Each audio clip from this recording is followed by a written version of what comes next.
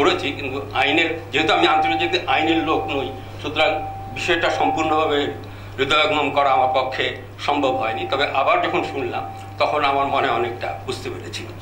এবং তিনি যে অ্যাপ্রোচটা নিয়েছেন সেটা আমি আগে বলছি যে আন্তর্জাতিক আইন, এবং তিনি সেখানে টেকসই সমাধান কথা বলতে যে এই কথাগুলো আন্তর্জাতিক আইনের আশ্রয় নিয়েছে। এবং টেকসই সমাধানের কথা তিনি বলছেন যেটা একটা হচ্ছে স্বেচ্ছায় নিজ দেশে ফিরে যাওয়া, অথবা আরেকটা হচ্ছে যে তাদেরকে অন্য কোথাও মানে তৃতীয় দেশে তাদেরকে পুনর্বাসিত করা। এখন এইটার ভিত্তিতে তিনি আন্তর্জাতিক আইনের কোন দিক থেকে এটা সম্ভব সেটা আমাদের এতক্ষণ তিনি ব্যাখ্যা করেছেন, বিশ্লেষণ করেছেন।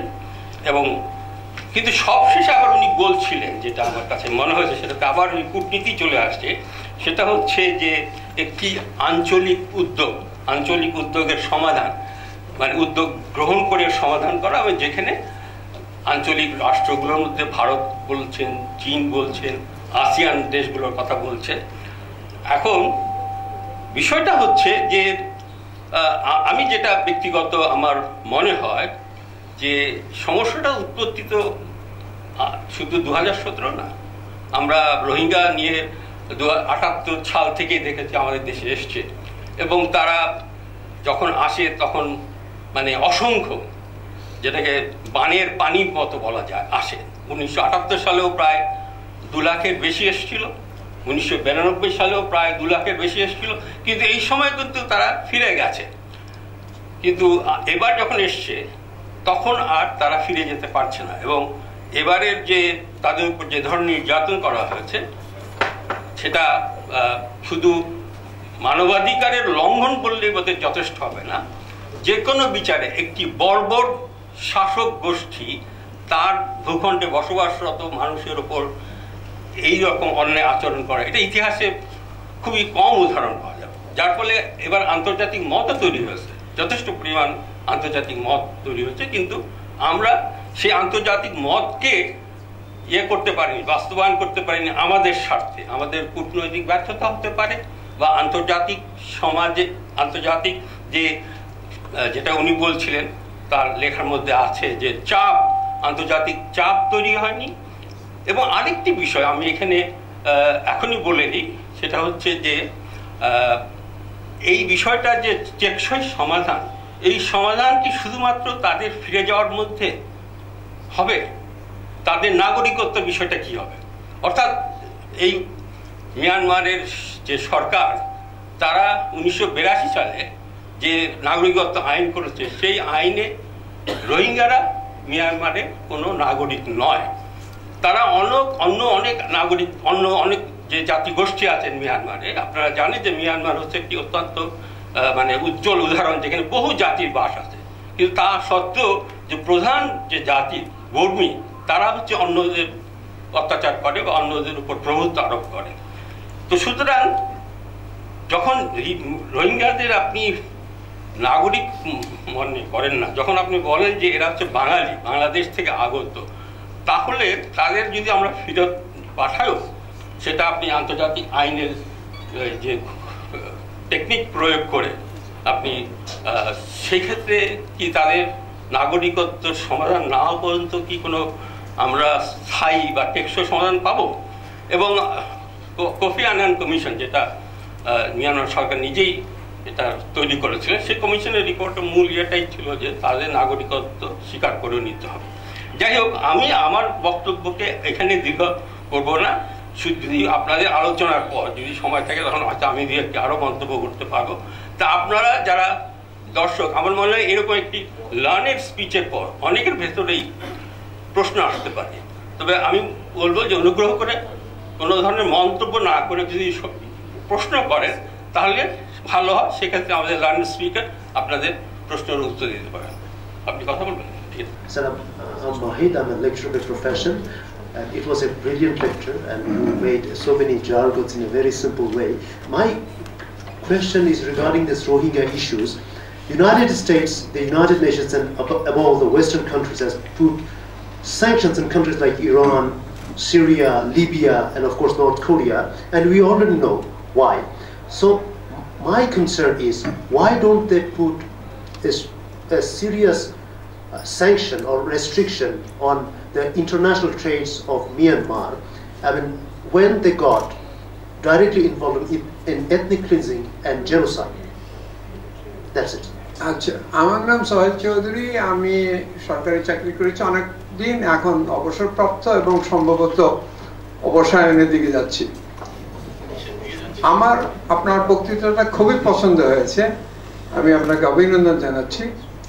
আমার ছোট একটা প্রশ্ন আছে, সেটা হলো রোহিঙ্গা সমস্যা যেহেতু বারবার ঘটছে, আমরা 78 থেকে শুনেছি, 78 হলে তো কত 40 বছর বা 30 বছর হয়ে গেছে। তো আমার প্রশ্নটা হচ্ছে যে এই ক্ষেত্রে আমরা এখন যদি ফিরে যায়ও আগামী 2-3 বছরের মধ্যে কোনো না কোনো ভাবে একটা মিরাকল সৃষ্টি হয় এবং চলেও যায়, আবার যে 5 বছর 10 বছর পরে ফিরে আসবে না তারও তো কোনো গ্যারান্টি নেই। সেই জন্য কোনো একটা ন্যাশনাল কমিশন কি গঠন করা যায় যারা ক্লোজলি মনিটর করবে এবং খোঁজখবর রাখবে, এবং আমরা একদিন হঠাৎ ঘুম থেকে উঠে দেখতে পাবো না 1 লাখ বা 5 লাখ লোক আবার ফিরে আসছে। Thank you. International commission. Assalamu alaikum. This is Dr. Furqan, ex-government servants. Thanks for your nice presentation. This is indeed a very timely, demanding and timely speech for which a nation should take a good stand to mitigate the problem. Actually, it is. My question is, you have told and discussed many things, and you have told about strategic plans, short and fast programs. Whether we go for fast programs or rapid programs or slow programs, which one would be better? If this is a problem, I should not explain the problem. If we delay, and if it is a delayed dilemma, I think it would really create hazards, not problem. So in that case, there are problems of pushing from neighboring countries or from other countries. So we may face other problems also. So which strategy, the first action strategy or slow action strategy, or in between there are some other strategies we can take? This is what is from my side. Thank you. আমার নাম Misbaul saline, আমি শিক্ষকতা করি বিশ্ববিদ্যালয়ে। ছোট্ট প্রশ্ন, Myanmar তো বলে দিয়েছে তারা রোহিঙ্গাদের কোনো নাগরিকত্ব দেবে না, মিয়ানমার জানে তারা নাগরিকত্ব পাবে না, কিভাবে এই সমস্যাটা সমাধান করা যায়? একটা আমি যে জানি যে আমি ওই দেশে গেলে আমি নাগরিকত্ব আমি পাবো না, এটাই তো মেন প্রবলেম, ওরা কেন যাবে? ধন্যবাদ।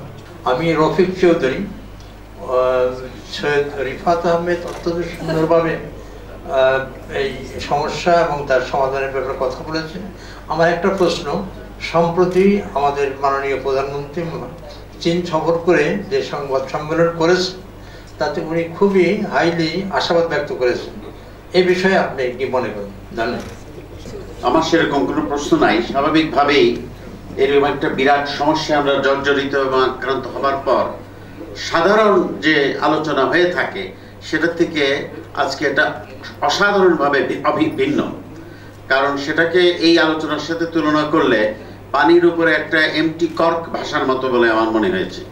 কারণ অত্যন্ত গতবারের আলোচনায় খুব সুন্দরভাবে উনি একটা আন্তর্জাতিক আইনের কাঠামোর ভিত্তিতে, এটা তো অবশ্যই একটা ঘৃণ্য ব্যাপার, সেটা তো আর বলার অপেক্ষা রাখে না।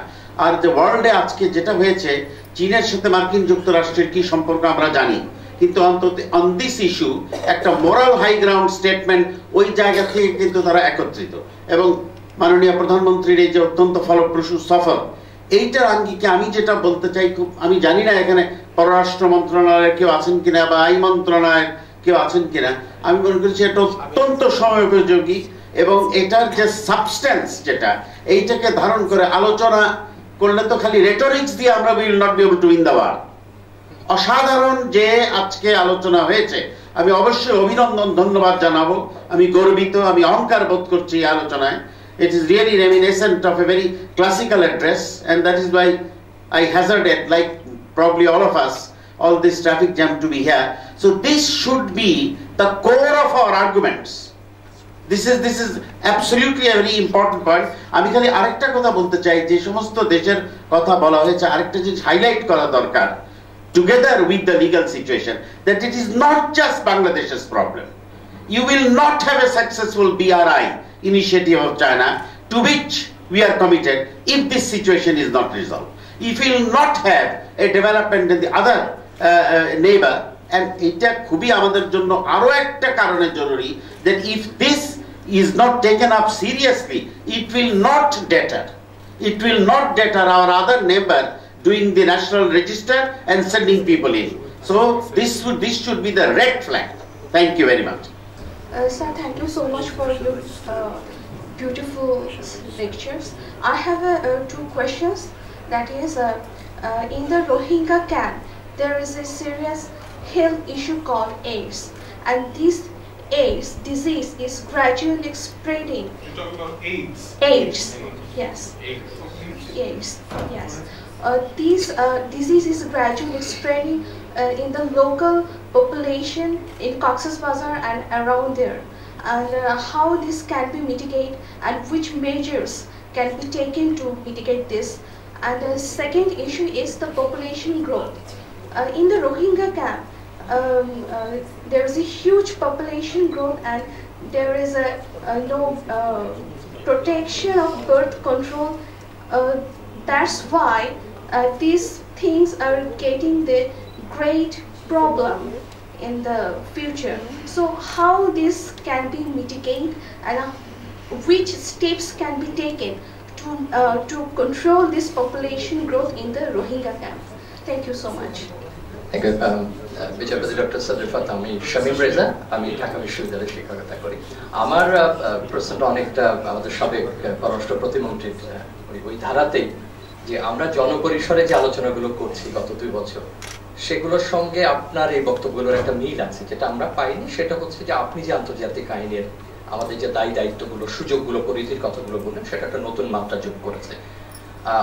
কিছু প্রশ্ন আছে যেটা আপনি বর্তমান বিচারপতি হিসেবে আমি আপনাকে করব না, হয়তো উত্তর দেওয়াটা কঠিন হবে, আভ্যন্তরীণ রাজনীতি এবং অন্যান্য বিষয়ে।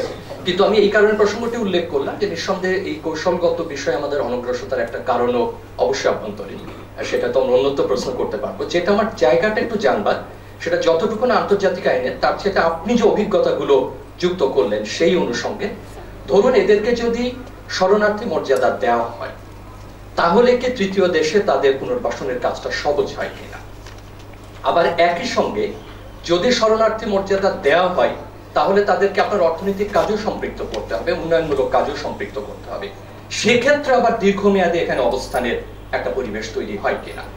আর দ্বিতীয় যেটা, যে আন্তর্জাতিক আদালতে নেবার ব্যাপারে তো একটা চাপ রয়েছে, সুযোগ রয়েছে। বাংলাদেশ রাষ্ট্রপক্ষ যদি নাও নেয়, তাও শতপ্রণোদিত হয়ে আন্তর্জাতিক আদালত সেটি করতে পারে, সেটা আপনি ব্যাখ্যা করেছেন।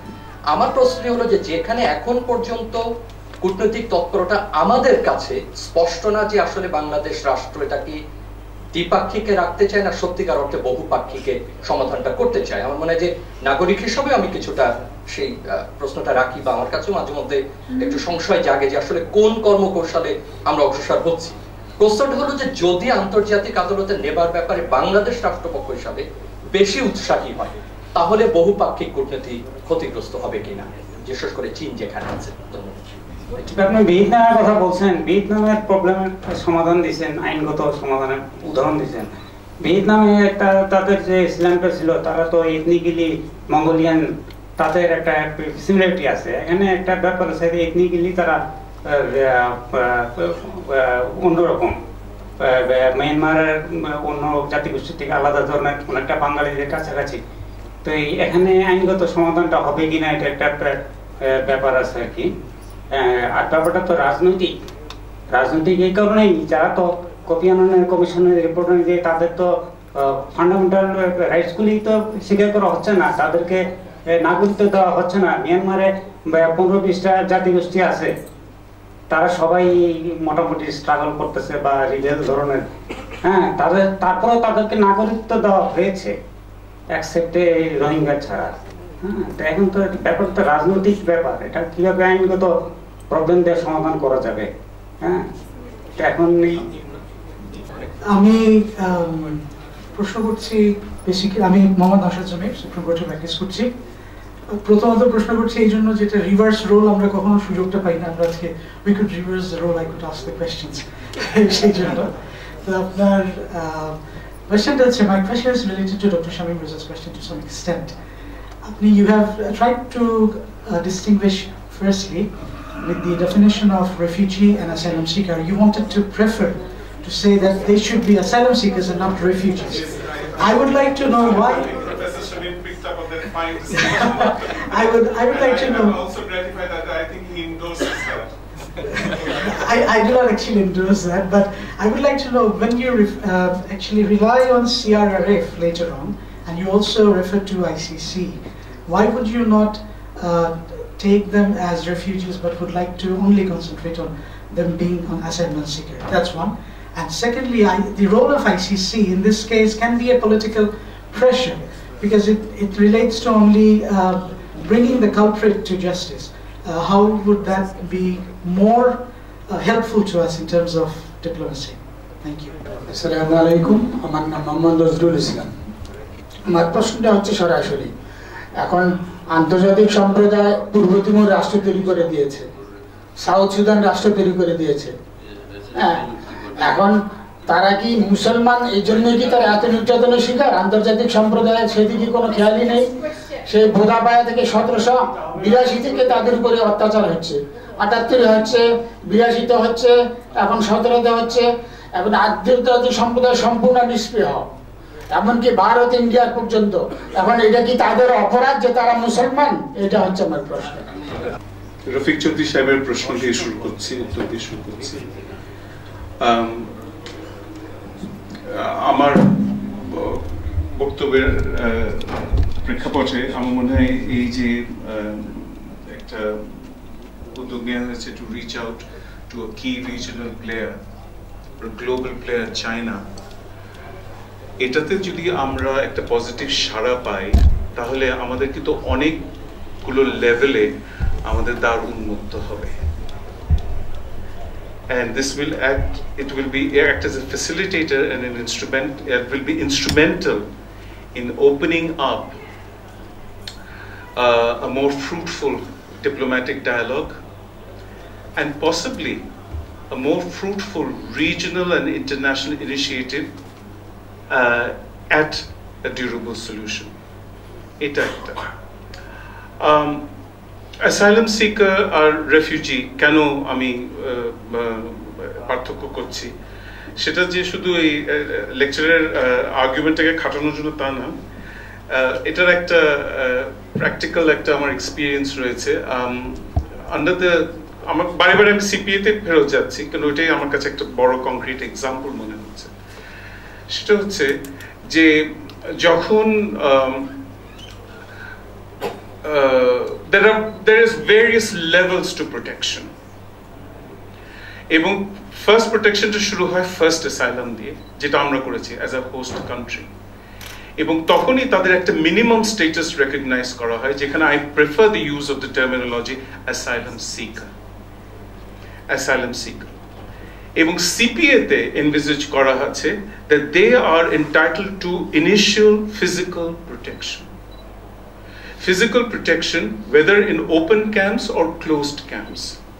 আমাদের একজন লেডি অ্যাডভোকেট আপনি প্রশ্ন করেছেন, এবং সেই protection will include not only legal protectionটা কি হবে সেটা আমি পরে আসছি, but access to maternal health, hygiene, sanitation, education, সবকিছু। You are entitled to certain basic amenities, like as is available to every other citizen of Bangladesh. সেটা deny করা যাবে না। সেটা তাদেরকে দিতেই হবে। এবং আমার মনে হয় বিভিন্ন মহল থেকে বক্তব্য শুনছি যে অন্তত এই সার্ভিসেসের অ্যাভেলেবিলিটির জন্য যে ফান্ডিং যে কমিটমেন্ট করা হচ্ছে সেটাও কিন্তু ফান্ডিংটা আসছে না, সেটাতে কিন্তু ভাটা পড়ছে। অন্তত এইটুকু তো আসবে। এইটুকু যদি আমরা আশ্বস্ত না হতে পারি যে এই সহায়তা আমরা গ্লোবাল কমিউনিটি থেকে পাবো, তাহলে তো we are completely at a loss, to the extent that these issues will have serious societal consequences for us. Half of the asylum-seeking population in the camps now comprises of children.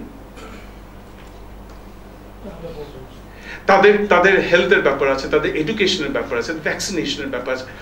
আমি মনে করি যে যতদিন তারা আছে, they should have all the services available to them as is available to you and I. And international law does say that. You do not send out the wrong signal to a camp dweller saying that তোমাকে আমি পড়াশোনা করাচ্ছি, তোমাকে maternal health দিচ্ছি, তোমাকে ওষুধ দিচ্ছি, এটা ভেবো না যে তুমি এখানে থেকে যাবে। Don't worry about that. That is the demand of the day, সেটা আমাদেরকে দিতেই হবে। ঠিক আছে।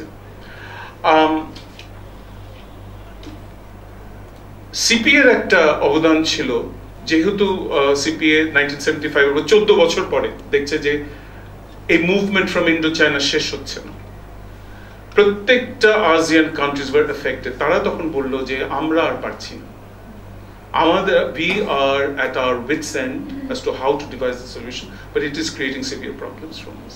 তখন তারা আমেরিকার কাছে চাইল, you created this problem, you solve it. এবং ওই যে একটা moral compunction ছিল এটা, that appealed to the American electorate, that American citizenry, and that appealed to the American government. তারা এগিয়ে আসলো, তারা একটা আশ্বাস দিল, যেটা যে আশ্বাসটা হয়তো আমরা প্রিডমিনেন্টলি এখন চায়নার কাছে চাইছি, with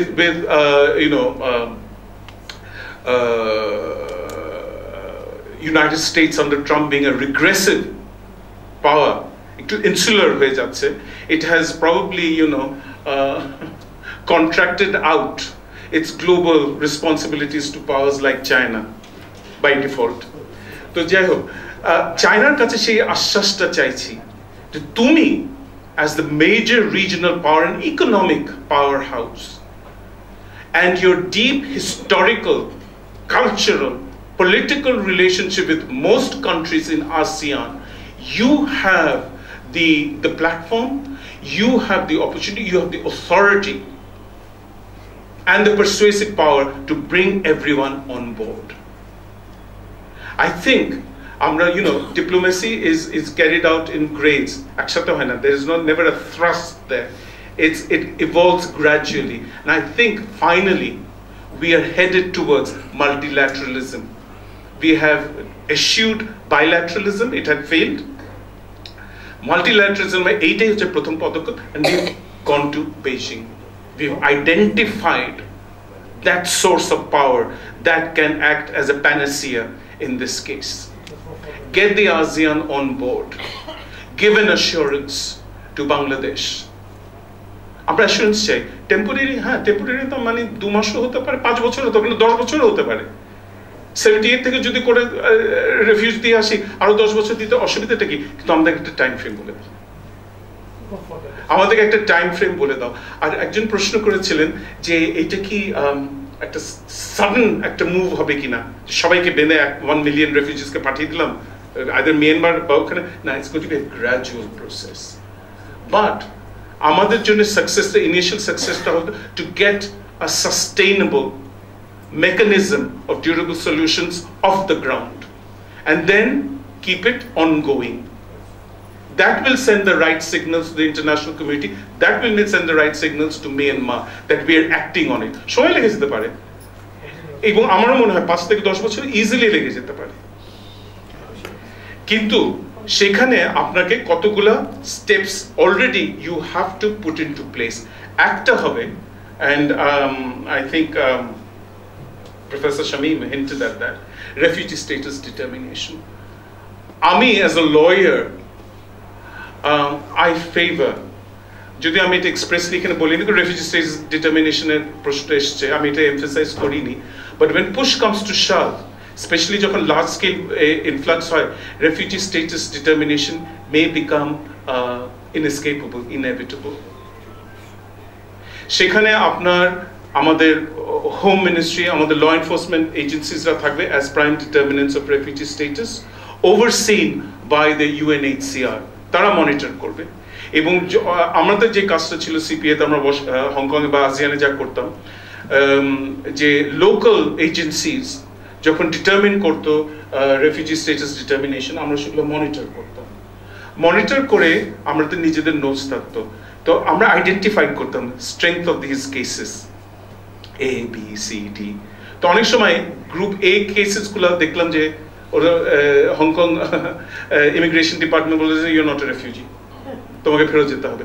that is way we had the mandate, we had a bilateral agreement with Hong Kong, but at that point in time there will be a last resort of redress for the aggrieved asylum seeker, and the UN High Commissioner of Refugees will exercise his or her exclusive mandate to exceptionally intervene and to see if the screened out cases er moddhe keu refugee ache kina, ebong okhane amra dekhtam about 50 to 60% cases kintu screened in hoye jeto as refugees through the intervention of the UNHCR, kaje UNHCR ke ante hobe।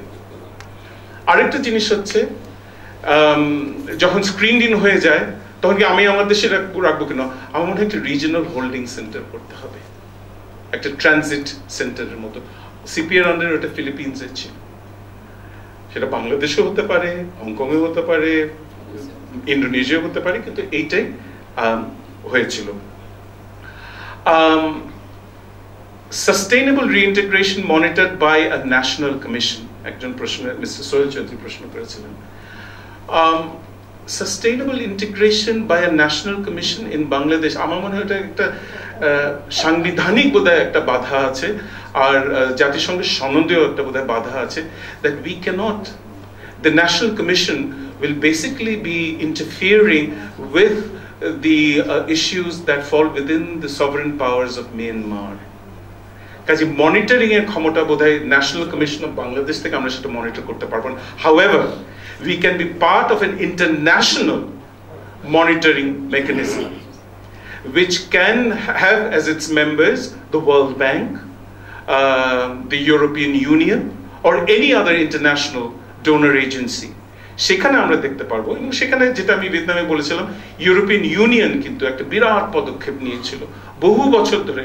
তারা এই reintegration প্রোগ্রামটাকে ভিয়েতনামে sustainable করতে চেয়েছিল এবং তারা সেটা করতে পেরেছিল। আর কি প্রশ্ন এসেছিল?